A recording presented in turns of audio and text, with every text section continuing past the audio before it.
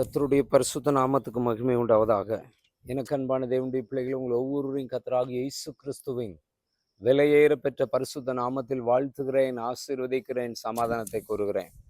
இந்த நாளிலும் நாம் தியானத்துக்காக எடுத்துக்கொண்ட வேத வசனம் ஏசாயா தீர்க்கதரிசியின் புஸ்தகம் 41வது அதிகாரம் 10வது வசனம்.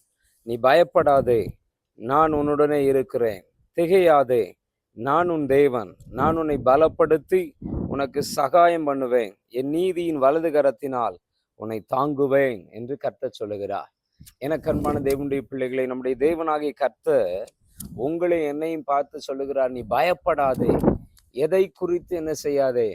பயப்படாதே. ஹல்லேலூயா. எனக்கு அன்பான தேவனுடைய பிள்ளைகளை, நம்முடைய வாழ்க்கையில் நாம் பயப்படும்படியான அநேக காரியங்கள் சம்பவிக்கலாம். நாம் பயப்படும்படியான அநேக காரியங்கள் நடக்கலாம். ஆனால் வானத்தையும் பூமியும் படைத்த கர்த்தர் சொல்லுகிறார், நீ பயப்படாதே, நான் உன்னுடனே இருக்கிறேன் என்று சொல்லி. ஹல்லேலூயா. ஆகவே எனக்கு அன்பான தேவனுடைய பிள்ளைகளை, நம்முடைய தேவனாகிய கர்த்தர் நம்மோடு கூட இருக்கிறார். ஆகவே நாம் எதை குறித்து என்ன செய்யக்கூடாது? பயப்படவே கூடாது. ஹல்லேலூயா. உங்கள் வாழ்க்கையில் வானத்தையும் பூமியும் படைத்த கர்த்தர் உங்களோடு இருக்கிறார். ஆகவே நீங்கள் எதை குறித்தும் பயப்படாதேயுங்கள். கர்த்தர் சொல்றார், நான் உன்னுடனே இருக்கிறேன், நீ பயப்படாதே, திகையாதே, நான் உன் தேவன். நம்முடைய வாழ்க்கையில வருகிற எந்த காரியத்தை குறித்து நாம் திகைக்க கூடாது. கர்த்தர் சொல்றார், நான் உன் தேவன், திகையாதே, நான் உன்னுடனே இருக்கிறேன், நீ பயப்படாதே என்று கர்த்தர் நமக்கு சொல்லுகிறார். அல்லேலூயா.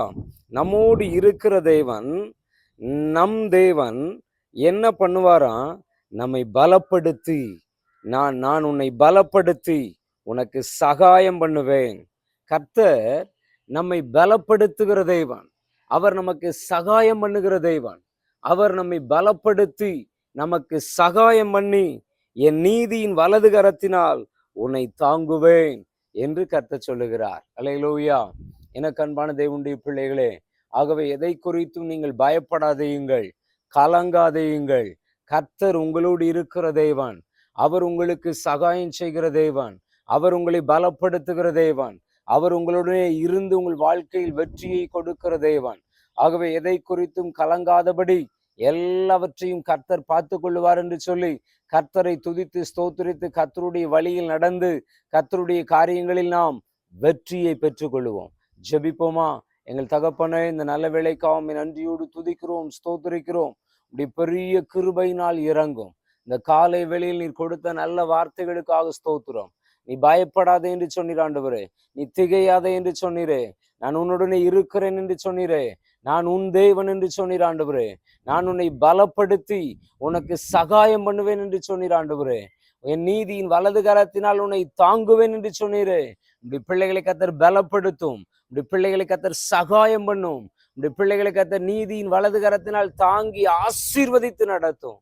நன்மைகளினால் எங்கள் எல்லாரையும் கர்த்தர் நிரப்பி நடத்தும். பலப்படுத்தி பெரிய காரியங்களை செய்யும். எல்லாவித நன்மைகளினால் நிரப்ப ஆசீர்வதியும். கர்த்தராகிய இயேசு கிறிஸ்துவின் நாமத்தில் பிதாவே. ஆமென், ஆமென், ஆமென். Praise the lord, praise the lord, praise the Lord.